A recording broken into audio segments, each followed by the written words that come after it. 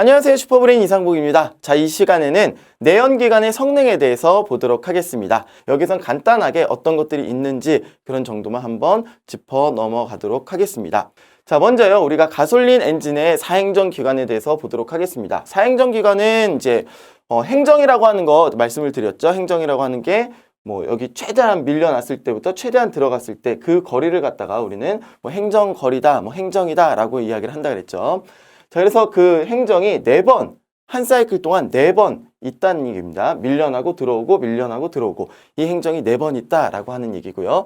그리고 흡기 압축 폭발 배기 이거는 조금 모르겠어요. 저희 세대 때는 기술 산업 시간이 있어가지고 기술 산업 시간에 항상 배웠었던 내용인데 요즘에 기가로 바뀌면서 기술 과정으로 바뀌면서 어떻게 됐을런지 모르겠네요. 배우고 올라오셨으려나 잘 모르겠는데 자, 아무튼 흡기 압축 폭발 배기 요거는 사행정 기관의 기본적인 그 과정이다라고 하는 거 보시면 되겠습니다. 자, 흡기 과정부터 보도록 하겠습니다. 가솔린 엔진은요. 가솔린 엔진은 휘발유를 쓰는데 가솔린이 휘발유죠. 그거는 굉장히 기화가 잘 됩니다. 굉장히 기화가 잘 되는 그런 연료고요. 공기하고 연료하고 섞어서 들어오게 됩니다. 섞여 있는 거예요. 이거는 기화된 가솔린하고 공기하고 섞여서 이미 들어오는 거예요. 들어올 때. 피스톤이 이렇게 실린더에서 쫙 빠져나오면서 이렇게 밀려 나오면서 사실 얘가 당기는 거죠. 당기면서 공기하고 연료하고 싹 들어오게 됩니다. 자, 그 다음에 밑에는 계속 돌아가요. 이건 연속적으로 돌아가는 거 기억을 하고 계셔야 됩니다. 자, 돌아가고 이제 돌아가니까 다시 밀려났던 게 이제 들어오죠. 그렇죠? 이거는 압축이 되는 겁니다. 여기 외부에서 힘이 전달이 되는 거죠. 여기에서 힘이 전달이 돼서 압축이 되는 겁니다. 이때는 밸브가 다 닫혀 있는 상황 여러분 알고 계시면 되겠고요.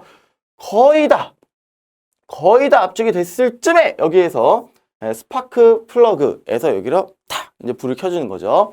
그래서 여러분들 자동차 같은 경우에 휘발유 엔진 같은 경우에 몇만 킬로에 한 번씩 이런 거 플러그를 갈아주죠. 보통 엔진 오일 교환을 할 때 요 점화 플러그 같이 교환을 하거나 그렇게 이제 되겠습니다. 자, 여기서 스파크 전기적으로 스파크를 튕겨주면서 점화를 시켜주고요. 그리고 점화가 되니까 밖으로 밀려나가는 이제 힘이 생기는 거죠. 자, 이게 이제 폭발 과정. 폭발이라기보다는 연소라고 하는 게 사실은 조금 더 저는 좋은 것 같습니다. 자, 그 용어의 차이고요.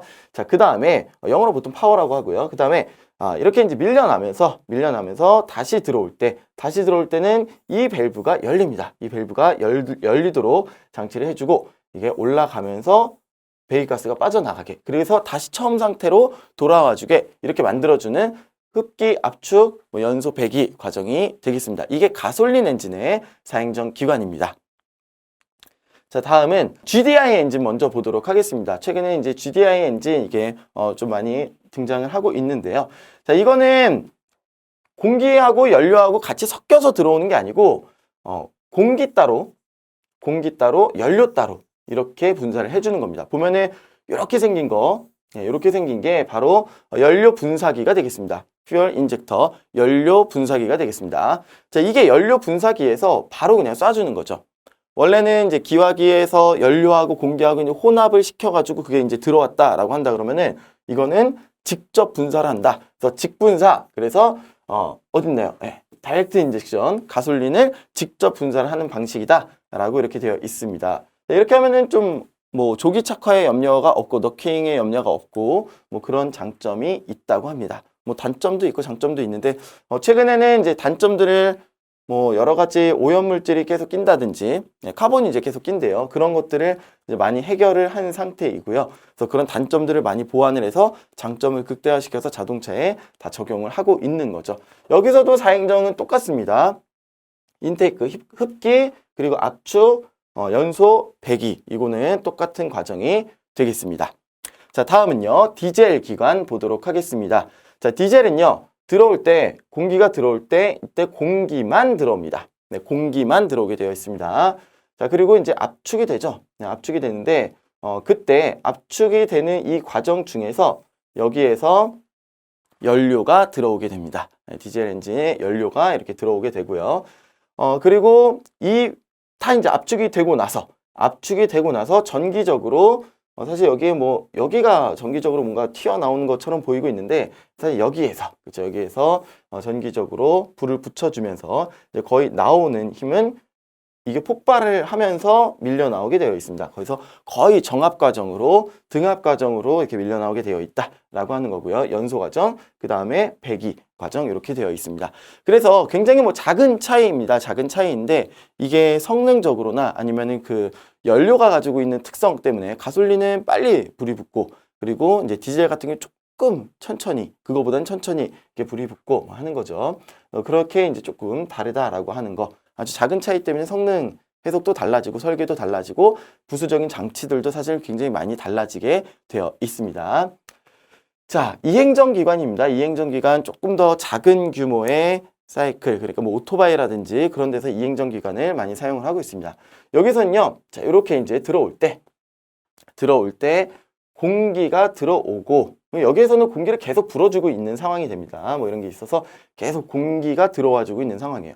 그래서 압축이 되고요. 압축이 되고 거의 다 이제 들어왔을 때 연료를 분사를 해주고 연소를 시켜주네요. 그래서 이거는 여기부터 여기까지가 한 행정이고요. 올라가는 한 행정. 그리고 여기부터 여기까지가 내려오는 한 행정. 그래서 제가 이렇게 끊어서 정리를 해놨습니다. 자, 이게 이제 이행정 기관이다라고 그냥 기본적으로 여러분 상식선에서 알고 계시면 되겠습니다. 자, 그 다음에 우리 몇 가지 용어들 살펴보도록 하겠습니다. 자, 오토 사이클은 정적 사이클이다. 디젤 사이클은 정압 사이클이다. 알고 계실 거고요. 자, 간극 최적 어딘가요? 한번 집어보세요. 간극 최적. 그쵸, 여기죠, 여기. 간극 최적. 요 부분이 되겠습니다. 혹은 연소질 최적도 뭐 이쪽으로 봐도 무방하다라고 하는 거고요. 그 다음에 행정 최적은 뭐라 그랬죠? 행정 최적은 그쵸, 요 부분이 행정 최적이다라고 하는 거. 실린더 최적은 이 전체다. 라고 하는 거 말씀을 드렸었고요. 그래서 간극 최적이나 행정 최적 더한 게 전체 실린더 최적이다 라고 하는 거고요. 총 최적, 우리가 배기량이라고 얘기하는 거 총 최적은 행정 최적. 예, 이거 학생들이 많이 헷갈려 합니다.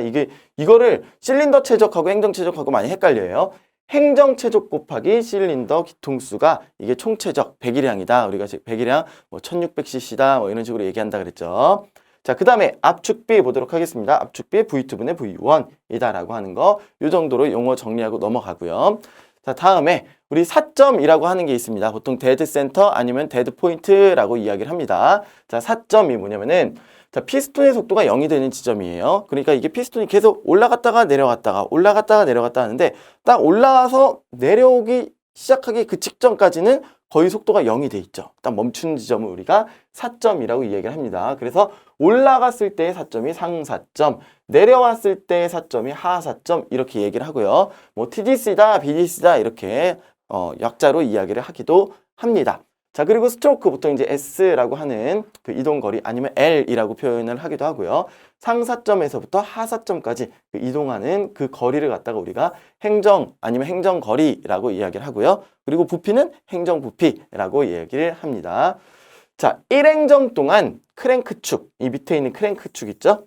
1행정 동안 크랭크축은요, 이제 180도를 회전을 하게 되어 있습니다. 그래서 2행정 사이클 같은 경우는 1사이클당 크랭크축이 1회전을 하는 거죠. 한번 나왔다가 들어오는 거. 그렇죠? 나왔다가 들어오는 거. 이렇게 한 바퀴만 회전을 하게 됩니다. 4행정 같은 경우는 그렇죠. 이게 2번 왔다 갔다 해야 되기 때문에 총 4번의 행정 동안 그리고 얘는 2바퀴 이렇게 돌게 됩니다. 그러면은 한 사이클당 2회전을 하고 720도 회전을 하는 거. 이렇게 여러분들이 알고 계시면은 되겠습니다. 자, 일단 회전수가 성능에 미친 영향부터 한번 보도록 하겠습니다.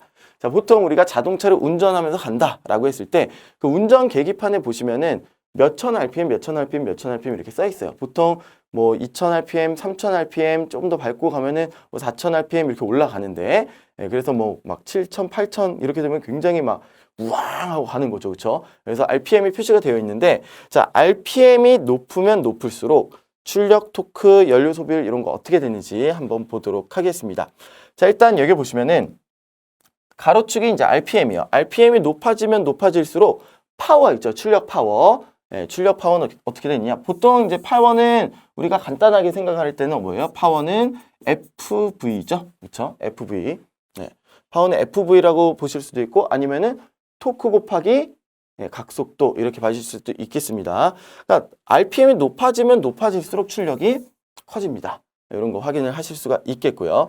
자, 근데 실제로 우리가 자동차를 빠르게 가게 하는 그 힘은 뭐냐면은 실제로 이제 토크가 되겠습니다. 그쵸? 예, 토크가 돼서 토크 같은 경우는 한 뭐 지금 어디가 딱 어디다라고 얘기하기 뭐하는데 한 요쯤? 그쵸? 요쯤. 그래서 한 2000 몇백 RPM에서 한 3000 RPM 정도. 딱 자동차 엔진인가 봐요.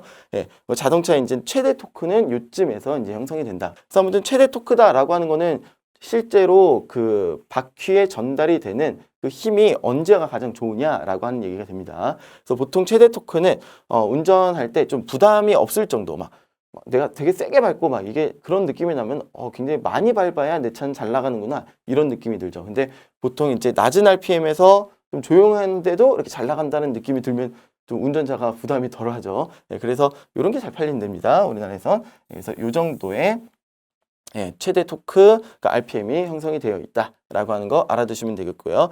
그 다음에 연료 소비를 보시면 이건 연비입니다. 연비.